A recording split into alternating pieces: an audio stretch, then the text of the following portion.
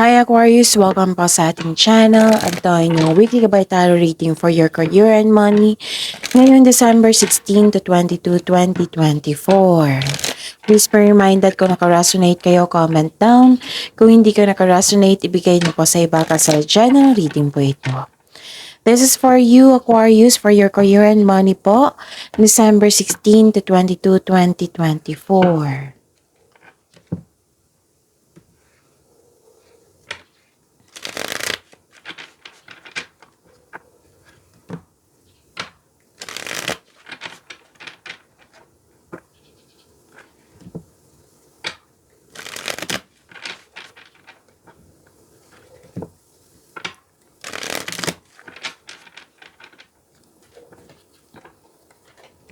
This is for your career and money, Aquarius, December 16 to 22, 2024. Maraming salamat po sa inyong patuloy na suporta at maraming salamat din po sa mga hindi nag-skip ng ads. Gamitin ang reading na ito bilang gabay lamang sa mga hindi pa nag-subscribe. Subscribe na po kayo at click bell notification para malaman nyo na may bago tayong video. Para sa mga gustong magpa-reading po, may lumabas dyan sa screen nyo ngayon. Panoorin nyo po at sundin ang instruction. Calling the attention sa mga suki ko dito na Aquarius, open na po ang inyong monthly gabay tarot reading for December 2024. May 6 months from now reading tayo at love life reading po. So message me, Aquarius, for schedule. Maraming salamat po. Spirits Guide, mga ganap po para kay Aquarius sa career and money nila ngayong December 16 to 22, 2024. Need 3 cards po.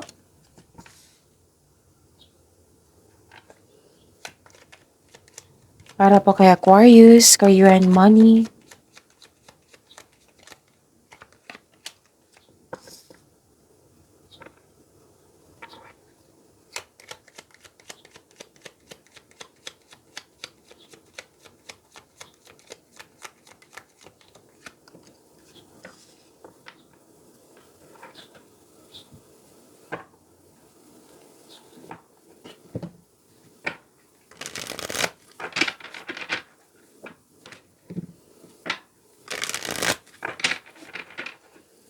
Spirits Guide, message nyo pa para kay Aquarius sa career and money niya lang ngayong December 16 to 22, 2024.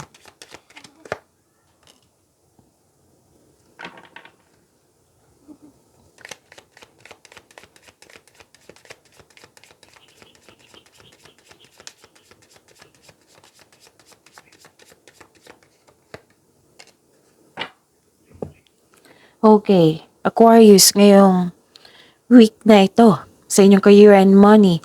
Nakita ko dito na may good news kayong marireceive. Oo, makaka-receive kayo ng good news. Change for the better. Oo, may ganap na change for the better. Pwedeng paglilipat ito sa malayong lugar or biyahe ito sa malayong lugar. Okay. Nakita ko rin dito na parang in-announce mo ang good news sa isa grupo ng tao. Tapos may dumating, pwedeng bisita ito. Pwedeng tinawagan ka nito or nag-message siya sa'yo na nagbigay ng news or information. Nabibigyan mo siya ng agarang aksyon or reaksyon. Nakita ko rin dito na may solusyon na sa inyong problema, may sagot na sa inyong mga katanungan. Oo. Kung gumawa kayo ng passcode or password ngayon, tandaan nyo po. Kung pwede, isulat nyo sa mini notebook nyo ba or journal nyo para matandaan nyo. Okay, so far ang ganda. Ang ganda ng mga mensahe dito na para sa inyo, Aquarius. So many choices. Opportunities are bound. When you are in a dilemma, all roads lead to Rome. Look at all your options. So may dumating na opportunities sa inyo na kailangan pumili. Kailangan nyo magdesisyon. Kailangan nyo mag-make ng best choices.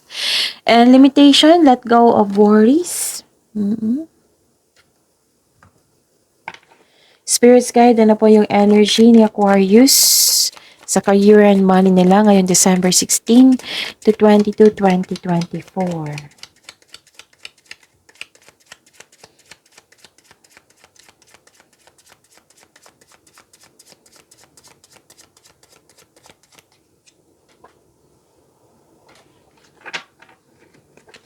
And the clarification of this card po. Aquarius.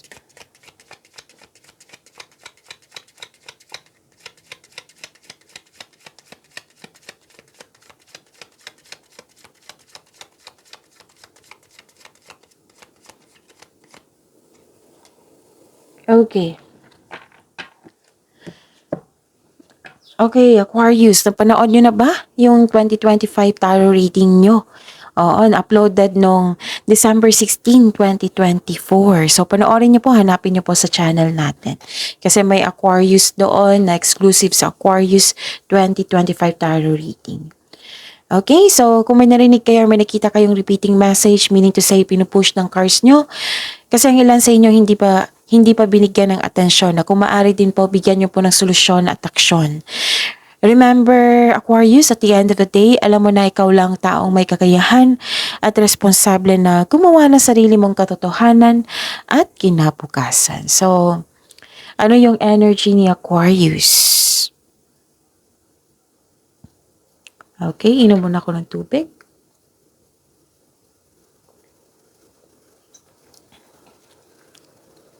Okay. May concern kayo sa hindi marunong magpahalaga. Nang dahil sa kanyang ginawa or pag-uugali na naging unstable ang inyong emotion. Distracted ka. May sitwasyon dito na takot o may alinlangan kang mag-lead. Leader po. Kahit nang iba ay naghihingi sa iyo ng guidance. Mag-ingat po daw kayo sa communication sa isang tao. Baka may masabi kayo na hindi maganda sa kanila. Or naging sensitive ito. Pwede din nireject mo ang isang tao na gustong makipag-usap sa'yo. Okay? And, okay. Nakikita ko dito na nagkaroon po ng intellectual ambition, leadership eh. Dalawang card na nagsabi dito, leadership. Okay, leadership ang nakikita ko dito. You have authority, you want to win at all costs. Yung gusto mong makuha talaga yung gusto mo. Okay? Ginagamit mo ang katalinuhan mo o lohika para makamit mo ang tagumpay. Gumagawa ka ng aksyon upang manindigan. At nakikinig ka din sa iyong intuition. So magtiwala din sa iyong boses. Gumagawa ka ng lohikal na aksyon sa iyong mga layunin na maaring humantong sa pagiging sariling boss, pagtanggap ng promotion, or pagkuha ng tungkulin sa pamumuno. Leadership role to eh. Tapos promotion. Or naging boss ka dyan. Okay. Nakilala ka ng mga tao. Okay? Nakilala ka ng mga tao na malaki ang kontribusyon mo sa kumpanya, sa negosyo. Marami kang contribution, magandang contribution. Diyan ka nakilala ng mga tao. Recognition. Okay? Maaring nasa daan na ang mabuting balita sa mga legal na usapin. Yun yung nakikita ko dito. Okay? So, yun. Possible blessings na ma-receive ni Aquarius sa career and money nila ngayong December 16 to 22, 2024.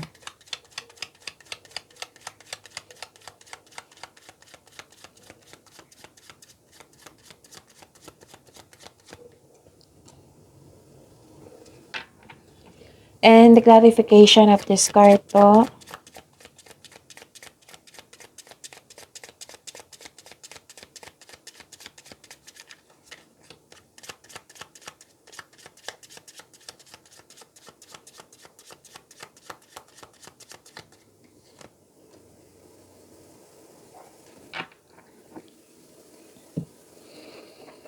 Okay. Sa career and money.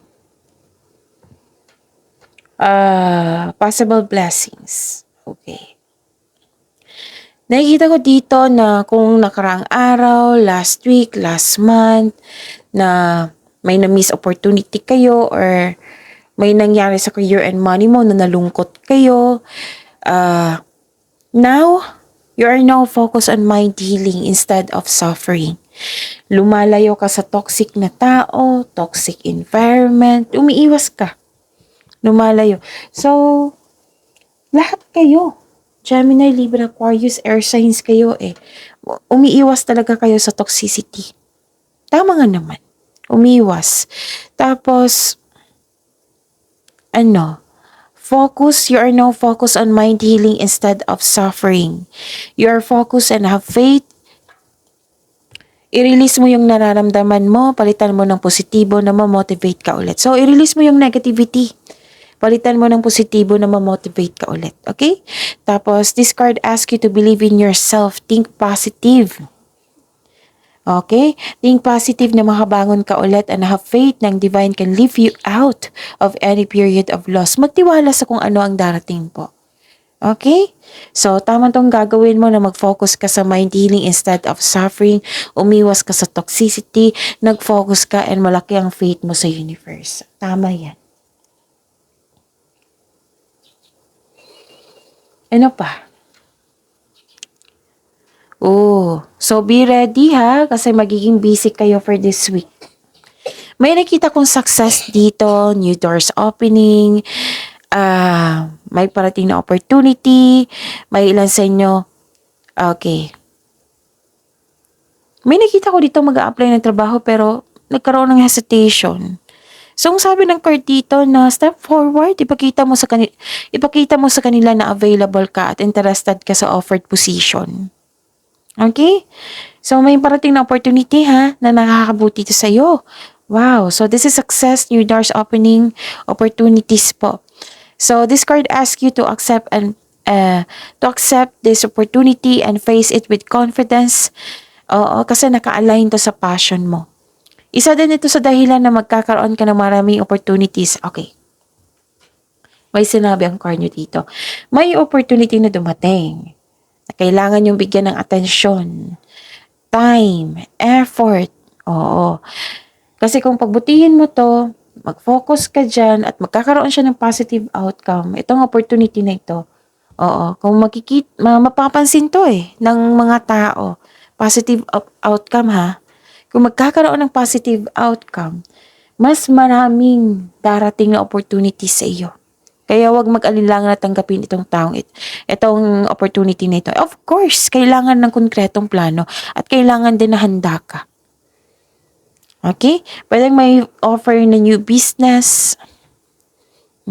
Kailangan na maging confident kayo dito. Alinlangan, lack of confidence, andito eh. So, sabi ng card dito, kailangan mas mangingibabaw yung confidence nyo. It's time to step out from your comfort zone if you are serious about your growth. Okay? And parang may aalok ng tulong dito na ayaw mong tanggapin, hindi mo tatanggapin. Maraming ang gawain eh. So, feeling burnout ka sa trabaho, this card tells you taking a break won't hurt your career. Allow yourself na mag-rest para ma-re-energize ka at ganado ka na magtrabaho sa pagbalik mo. Okay? So, don't push yourself so hard. Huwag niyong i-pressure yung sarili niyo. One at a time lang po. Huwag niyong pahirapan yung sarili niyo. Para maayos pa rin yung mga gawain niyo dyan. O, maganda yung output, outcome. Diba? So, increase confidence. Kailangan mong labanan mo yung takot na nararamdaman mo. And this will lead you to grow and expand. So, work your skills. Kaya pala may lumabas dito na let go of your worries. Okay? So, yun ha. The burnout, lack of confidence. So, ano yung gagawin mo? Time management. Magpahinga. Be confident. Hanap kayo ng paraan para bumalik yung confidence nyo. Actually, kung magkakaroon ka ng konkretong plano, magiging okay o magiging confident kayo niyan. Okay? So, yun. Spirit's Guide. Challenges na ma-overcome ni Aquarius sa career and money nila ngayong December 16 to 22, 2024.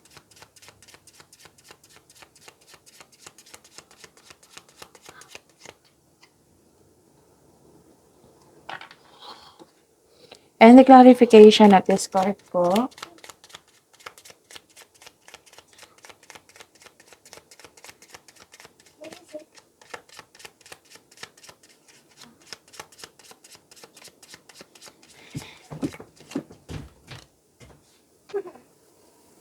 Okay. Maraming salamat po sa patuloy na tiwala, suporta sa ating channel. At maraming salamat din po sa mga hindi nag-skip ng ads. Okay, nag-hesitate ka talaga dito. Hesitation nakikita ko dito. Pwede na disappoint kayo kasi may delay ako nakikita dito. So, disappointed, you felt defeated, you felt disappointed kasi nagkaroon ng delay. Pwedeng delay sa hinihintay mo, delay sa paggawa ng plano, delay sa paggawa ng aksyon, delay kasi may tutol, delay sa parating na bagay. Nagkaroon ng hesitation para gawin o gawa ng aksyon ng iyong plano o proyekto. It might be naghahanap ka ng timing or kaya naging wiser kayo ngayon. Oo, gusto nyong perfect time. Ganon. Nagdalawang isip talaga kayo na lumabas sa comfort zone nyo. Remember, if you're serious about your growth, kailangan mo lumabas sa comfort zone mo. Sa labas ng comfort zone, may success po. Walang success sa comfort zone, sa loob ng comfort zone. Okay? So this card asks you to be confident at magkaroon ng pasensya. Build a solid plan na magkaroon ka ng confidence at alamin mo na kung ano ang pumipigil sa iyo. Kausapin mo yung intuition mo. Sa mga hindi pa nakakaalam na kung paano mag-connect sa inyong intuition, i-search nyo po sa Google on how to connect to your intuition kasi maraming paraan yan. And take risks. We need to move out from our comfort zone. Success starts with every challenge, not from the comfort zone. Yes, huwag kayong matakot sa challenges kasi dyan kayo magiging successful. Dyan kayo magiging matured. And dyan kayo marami kayong matutunan. Okay? Okay. And, okay.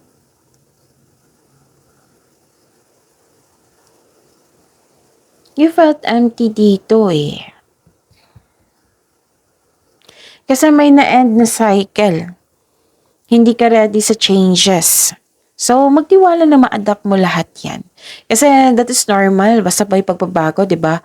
May changes. Bago lahat. So, kailangan mong ma-adapt yan.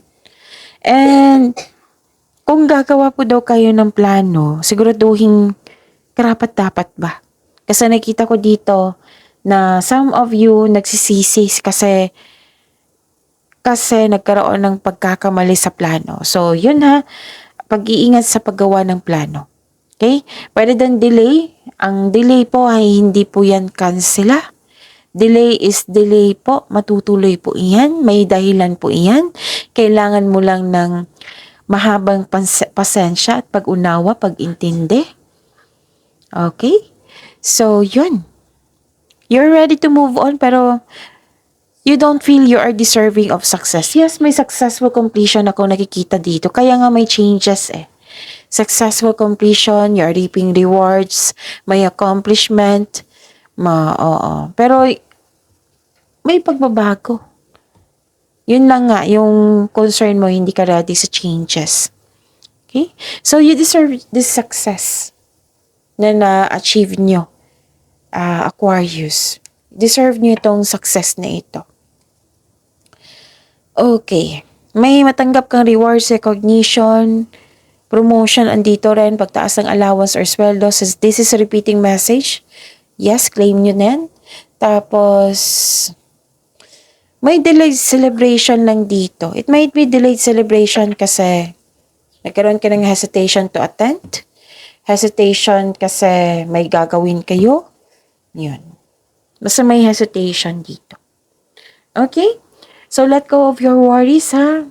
And move forward. Pagyamanin niyo po yung blessings na binigay sa inyo, Aquarius, kasi ang dami-dami dito. Lalo na yung good news, Solution sa problema. Ang dami dito. May success pa, may completion pa. Yung pagbabago is very normal talaga yung nararamdaman mo. I-process mo lang yan, okay? So, yun. Make the best choices, make the best decision. Yan yung siguraduhin nyo. Kasi may nakita kong pagsisisi dito. Kailangan yung ma-overcome yan. Okay? So yan, see you tomorrow. Aquarius, please like, subscribe, and click the button for notification para updated po kayo sa daily tarot reading natin. Maraming salamat po.